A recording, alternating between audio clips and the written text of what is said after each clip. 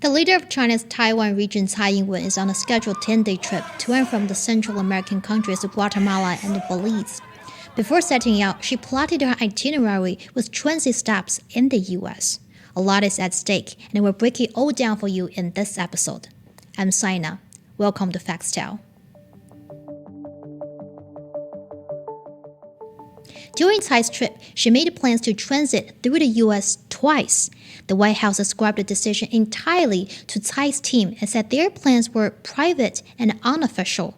Washington didn't acknowledge the plans as official exchanges, as it clearly knows the Taiwan question is the first red line that must not be crossed in China-U.S. relations. For decades, the One China principle and the Three China-U.S. joint communiques have long guided political commitments between the two countries. The communique set in 1978 specifies the people of the United States will maintain cultural, commercial, and other unofficial relations with the people of Taiwan.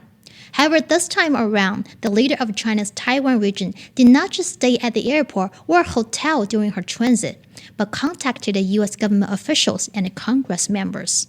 Among them, House Speaker Kevin McCarthy is the third highest-ranking official of the U.S. government, the most senior Republican lawmaker, and is second in line to the U.S. presidency.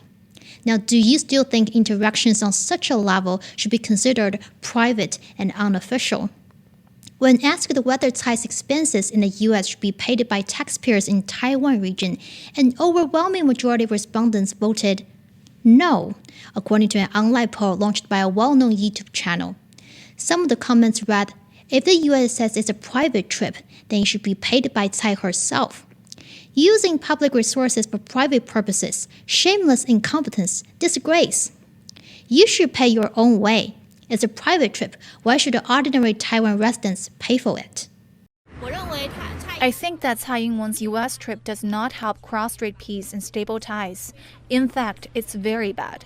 If Tsai Ing-wen really hopes for cross-strait peace and stability, she shouldn't visit the U.S., and we hope no high-level U.S. officials will visit Taiwan.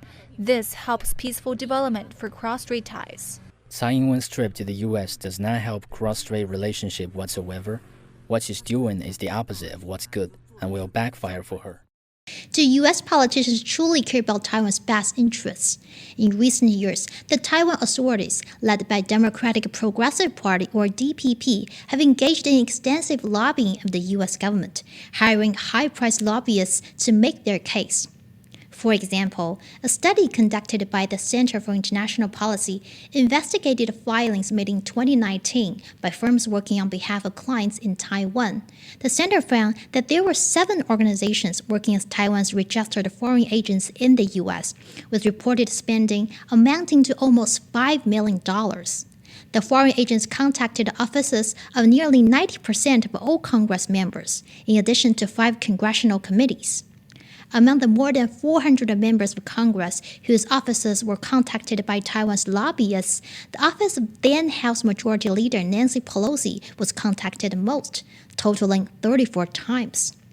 The report concluded that although the island does not have official diplomatic relations established with the U.S., these filings also reveal how Taiwan circumvents this barrier through its lobbyists and unofficial channels. Perhaps not coincidentally, it found that Taiwan's lobbying operations in the U.S. are growing alongside the U.S. arms sales to the region. As of April 2021, there were 15 firms in the U.S. working on behalf of the Taiwan region, more than double from 2 years ago. What they want to do is to drag Taiwan into the battlefield to assist the U.S. strategy of using Taiwan against China. The U.S. uses Tsai's transit to undermine the One China principle. It does this to reinforce its manipulation of the Taiwan Authority, encourage separatist forces against the mainland and against reunification. It also provokes the mainland and tests its bottom line and resolution in safeguarding territorial integrity. The aim of American imperialism is to benefit its military-industrial complex and its politicians by creating a crisis in the strait. Amid the authorities' efforts to buy support with cash, the hard-earned money of Taiwan residents has been splashed on deals to buy U.S. arms. According to an annual report to Congress, since 2010, the United States has announced more than $23 billion in arms sales to Taiwan. So what do people in Taiwan think of the current situation and the authorities' handling of it? Since taking office in 2016, the approval ratings of both Tsai and the DPP authority have been dwindling. In last year's local elections, the DPP suffered the most serious defeat in its 36-year history.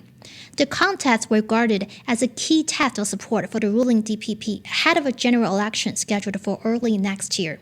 And Tsai, who during campaigning promoted opposing the Chinese mainland and defending Taiwan, eventually resigned as the chair of the DPP to take responsibility for the party's poor performance. The series of events made people wonder if Tsai's boast of internal and external support had become a case of self-deception. After all, whoever treating people in Taiwan as a pawn in their political game will be convicted by history. Now, what more consequences would lie ahead after Tsai's transit trip and a political stunt in the U.S.? To all of you, our peace-loving and justice-minded friends from all walks of life, we'd love to hear your thoughts and comments on this. Also, if you like our show, don't forget to click like and subscribe. I'm Sina. See you next time.